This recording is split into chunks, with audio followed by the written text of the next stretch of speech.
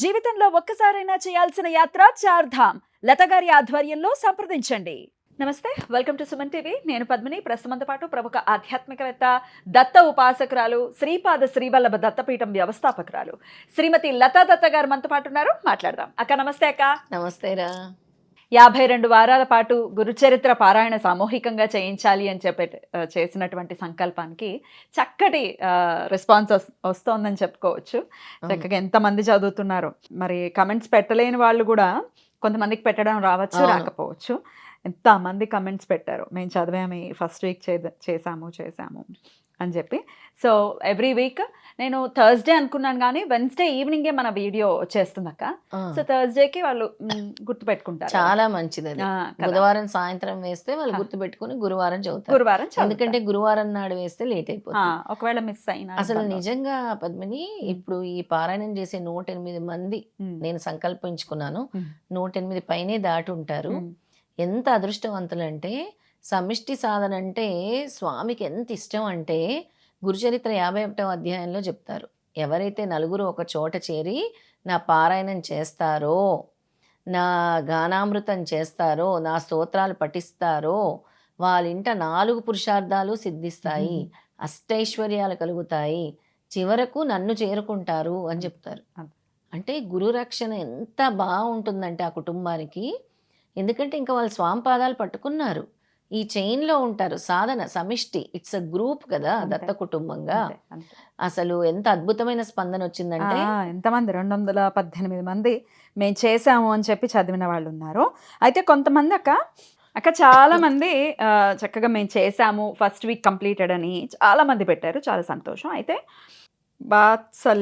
వాత్సల్య అనేవారు, మరి ఏం వాత్సల్యం ఉందో పాపము, ఒక కమెంట్ పెట్టారక్క. దీన్ని ఏమైనా మీరు అడ్రస్ చేయగలరా ఒకసారి చెప్పండి. దేహ వ్యామోహం ఉండొచ్చా మేడం గారు? ఫర్ ఎగ్జాంపుల్ లిప్స్టిక్ వేసుకోవటం, ఐబ్రోస్ ట్రిమ్మింగ్, మేకప్లు చేసుకుని పారణ కాదమ్మా, అది పారణ అంటే తినటం. పారణ అని రాశారు. పారాయణ చేయొచ్చా మీలాగా అని పెట్టారు. What is your answer? Vatsalya గారు, అసలు అమ్మవారు అలంకరణ గురించి చెప్పిన విషయం విన్నారా? ఋషులు స్తుతించిన విధానం, అమ్మవారి విధానం విన్నారా ఎప్పుడైనా? అందులో అమ్మవారు కాటిక గురించి ఎప్పుడు కళ్ళ నిండా కాటిక పెట్టుకుంటారు. సింధూరం విషయం గురించి తెలుసా అసలు మీకు? సింధూరం ఎందుకు పెట్టుకోవాలో తెలుసా మీకు? చక్కగా అలంకరణ అనేది అమ్మవారికి ఎందుకు ప్రీతో తెలుసా మీకు? ఆడవాళ్ళకి అలంకరణ ప్రీతి. సువాసనీయులుగా ఉన్నంత కాలము ఆడవాళ్ళ అలంకరణతోనే ఉండాలి.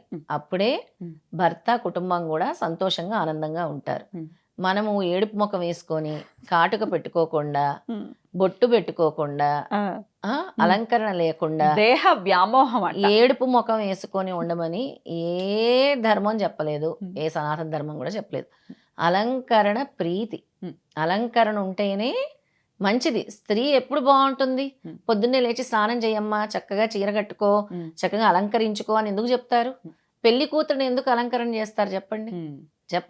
ఆవిడెవరో గాని వాత్సల్యం చూపించండి. అలంకరణకి పారాయణంకి సంబంధం లేదు. చక్కగా నేనైతే అలంకరించుకొని పద్మిని అందరికీ చెప్తాను, నేను ఎలా అయితే అలంకరించుకుంటానో అమ్మవారిని కూడా అలాగే అలంకరిస్తాను. అమ్మవారి పెదాలకు కూడా పెడతాను. పాన్ వేసుకుంటారు ఎందుకు? అప్పుడులో పెదాలు ఎర్రగా అవటం కోసం. ఎందుకు పాన్ వేసుకునేవారు? పెదాలు ఎర్రగా అవటం కోసం. ఇప్పుడు మనం లిప్స్టిక్ అంటున్నాం, కానీ అప్పుడు పెదాలు ఎర్రగా అవటం కోసం. గోరింటాకు ఎందుకు పెట్టుకుంటాము? ఇప్పుడు మెహందీ అంటున్నాం. నేను అమ్మవారికి చేతికి పెడతాను, అమ్మవారి కళ్ళు దిద్దుతాను, ప్రతిదీ తయారు చేసి నేను ఎలా అలంకరించుకుంటాను అమ్మవారికి అలాగే అలంకరిస్తాను. అలాగే అమ్మవారి స్తోత్రాలు పఠిస్తాను, అలాగే అమ్మవారి పూజ చేస్తాను. నేను అమ్మవారికి కూడా సెంట్ వేస్తాను, అమ్మవారికి జవ్వాది వేస్తాను. లక్ష్మీ అమ్మవారికి జవ్వాది. మరి ఎందుకు సుగంధ ద్రవ్యాలు అంటున్నాం? ఖచ్చితంగా మనం వాడే పర్ఫ్యూమ్ అమ్మవారికి సుగంధ ద్రవ్యాలు అంటున్నాం. మనం ఎంతసేపు ఒకళ్ళని ఏదో అనేయాలి, ఏదో మనం కరెక్ట్ చేసేస్తున్నామో, లేకపోతే మేము చాలా ఉన్నత స్థానంలో ఉన్నామని వాళ్ళని వాళ్ళు పోర్ట్రే చేయడానికి ఇంకొకళ్ళని తక్కువ చేయాలి. ఒకరిని మీరు ఏలెత్తి చూపిస్తున్నారంటే మీకు 100 ఏళ్ళు చూపిస్తాయి, అది గుర్తుపెట్టుకోండి. ఒకరిని అనేటప్పుడు అసలు మనకేం అర్హత ఉంది? ఒకరిని మనం అంటున్నాము కాటిక పెట్టుకొని, లిప్స్టిక్ పెట్టుకొని అంటున్నాము. నీకు ఇష్టం ఉంటే పెట్టుకో, లేకపోతే మానే. ఒకరిని అనాల్సిన అవసరం ఏముంది నీకు?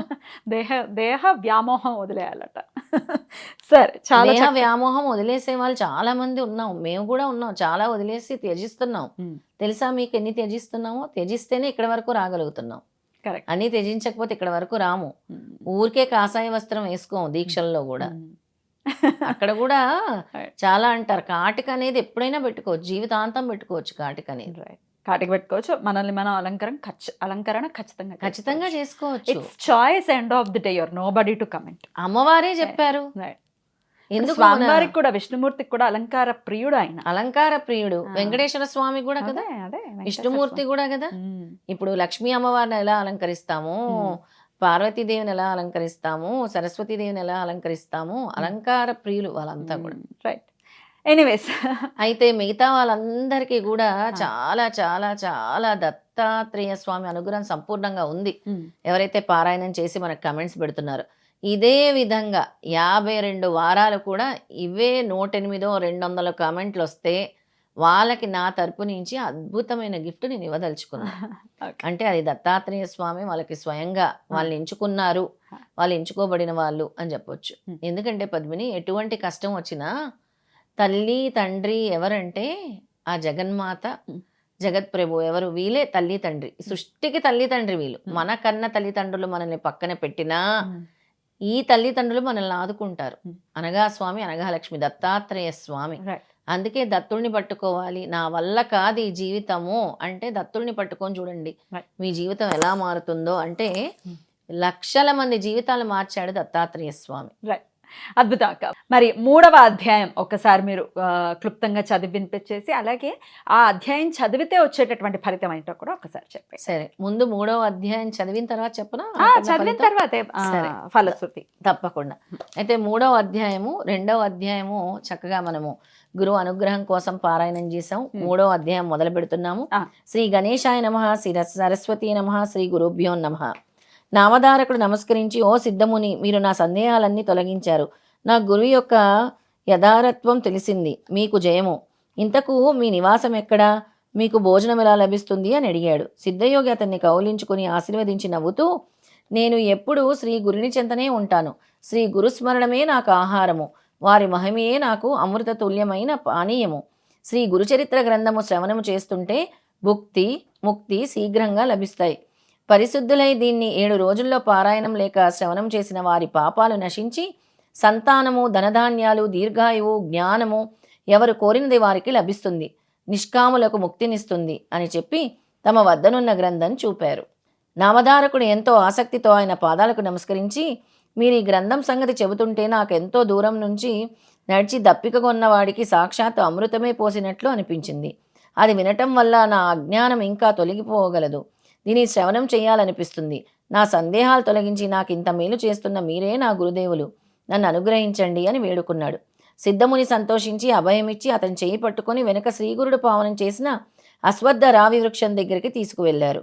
నామధారకుడు దాని క్రింద తమ దగ్గరగా కూర్చోబెట్టుకుని ఇలా చెప్పాడు. నాయనా, అజ్ఞానం వల్ల నీకు శ్రీ గురుని యందు దృఢమైన భక్తి కుదరలేదు. ఆయనను సందేహించటం వలన నీకు ఇన్ని కష్టాలు వచ్చాయి. సదాచార సంపన్నుడైన గురువును పరిపూర్ణమైన భక్తితో విశ్వసించి సేవించగల వారికే నిజతత్వం అర్థమవుతుంది. అట్టి వారికే కష్టాలు తొలగి అభిష్టాలు నెరవేరుతాయి. నిజానికి సద్గురువు తన పరభేదం లేకుండా అందరిపైన అపారమైన దయ కురిపిస్తూ ఉంటాడు.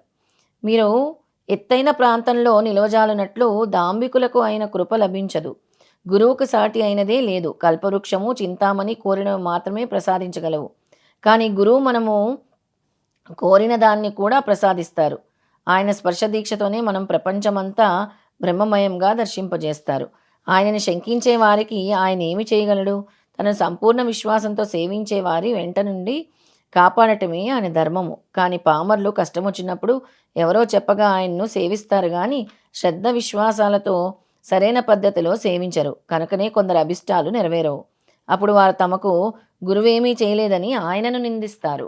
ఈ అధ్యాయంలో పద్మిని అక్క స్వామి చాలా స్పష్టంగా చెప్తున్నారు. ఏమనంటే గురువు అందరి పట్ల ఒకటే కరుణ చూపిస్తాడు.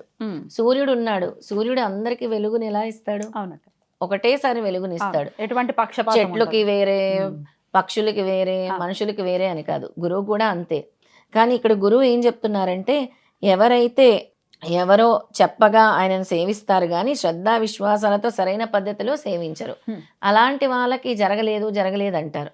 ఎవరో చెప్తే విన్నాము, మేము పట్టుకున్నాం, మా కోరిక తీరిపోవాలి అని వచ్చి హాఫ్ ఆఫ్ 50-50 అంటే మేము ఈయనని సేవిస్తే మా పని అవుతుందా లేదా, అవుతుందా అవదా అవుతుందా అవదా అనే వాళ్ళకి పరీక్ష పెడతాడు, వాళ్ళవి తీరవు అని చెప్తున్నారు. పరిపూర్ణమైన విశ్వాసంతో నమ్మకంతో గురువుని పట్టుకుంటే ఇంకా ఆయన మీ జీవితంలో చేపట్టుకొని నడిపిస్తారు అని ఈ అధ్యాయం తెలియజేస్తుంది. అద్భుతం. ఆఖరిగా ఏం చెప్తున్నారో విందాము. శ్రీగురుడి పట్ల నీకిట్టి శ్రద్ధ కలగడము ఎంతో శుభసూచకము. ఇంతవరకు శ్రీగురుని లీలల గురించి ఇంత ప్రీతితో ఎవరూ అడగలేదు అని నామధారకుడికి సిద్ధమని చెప్పారనమాట. ఇక్కడ చెప్తున్నారు, పూర్వము సూర్యవంశానికి చెందిన అంబరీషుడు అనే రాజు నిరంతరం హరిచింతన అతిథి సేవలతో పాటు దృఢమైన నిష్ఠతో ఏకాదశి వ్రతం ఆచరించేవాడు.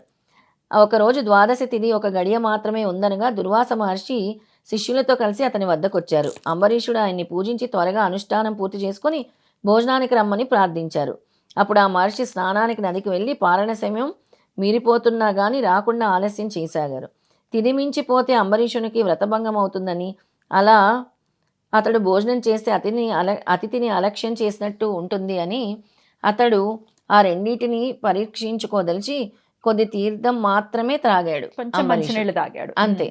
ఇంతలో దుర్వాసుడు వచ్చి కోపించి, రాజా నీవు నానా యోనుల్లో జన్మింతువుగాక అని శపించాడు. అంబరీషుడు భయపడి శ్రీహరిని శరణు పొందాడు. అప్పుడు ఆయన సాక్షాత్కరించి దుర్వాసునితో, మహర్షి నా భక్తుడు నీ శాపాన్ని భరించలేడు, అతనిని రక్షించడం నా ధర్మం. అయినా మహర్షులైన మీ శాపం వ్యర్థం కాకూడదు కనుక ఆ శాపాన్ని నాకు వర్తింపచేయి అన్నారు. అలాగైనా శ్రీహరి తిరిగి అవతరిస్తూ లోకోపకారం చేయగలనని తలిచి సంతోషించి విశ్వాత్మ మీ గురించి తపస్సు చేస్తున్న యోగులకు ప్రత్యక్ష దర్శనం ఇవ్వడానికి, జంతు యోనుల్లో జన్మించిన పాపులను ఉద్ధరించడానికి మీరు భూలోకంలో ఎప్పుడూ అవతరిస్తూనే ఉండండి అని అన్నాడనమాట. అందువలనే విష్ణువు మత్స్యాది అవతారాలు ఎత్తారు. కానీ వాటిలో కొన్ని గుప్తంగా ఉండి ఉత్తమ తపస్సులకు మాత్రమే తెలుసుకొని సాధ్యమయ్యాయి. ఇటు అవతారాల్లో ఒకటి దత్తాత్రేయుడు. ఆయన అత్రి అంశీలకు జన్మించాడు. అద్భుతం. ఇంతటితో 3వ అధ్యాయం సమాప్తం. శ్రీ దత్తాయ గురువే నమః, శ్రీపాద శ్రీ వల్లభాయ నమః, శ్రీ నృసింహ సరస్వతియే నమః.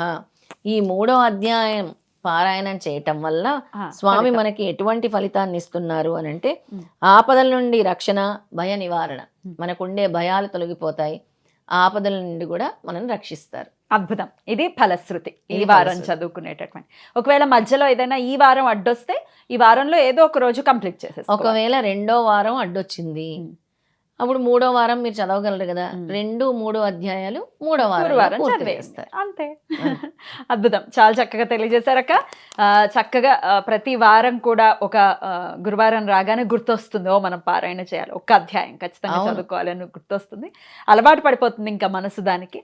చాలా చాలా సంతోషం. మా అమ్మగారు కూడా మొదలుపెట్టారా, నేను కూడా చదువుతాను అని. అందరూ అంటే ఎవరైతే తెలుసుకుంటున్నారో అందరూ చదువుతామంటున్నారు పద్మిని. గురువు అనుగ్రహం తప్పకుండా ఉంటుంది. గురువు అనుగ్రహం కలగాలి అంటే గురు చరిత్ర మనం తెరుస్తున్నాం అంటే ఆయన అనుగ్రహం ఉంటేనే తెరుస్తాం, గుర్తుపెట్టుకోండి. సేమ్ జయ గురుదత్త 3rd చాప్టర్ కంప్లీటెడ్ అని పెట్టాలి. ఈ వీడియో కింద కమెంట్స్ చేయాలి. రైట్ అక్క. చాలా చక్కగా తెలియజేశారు. కృతజ్ఞతలక్క. నమస్తే.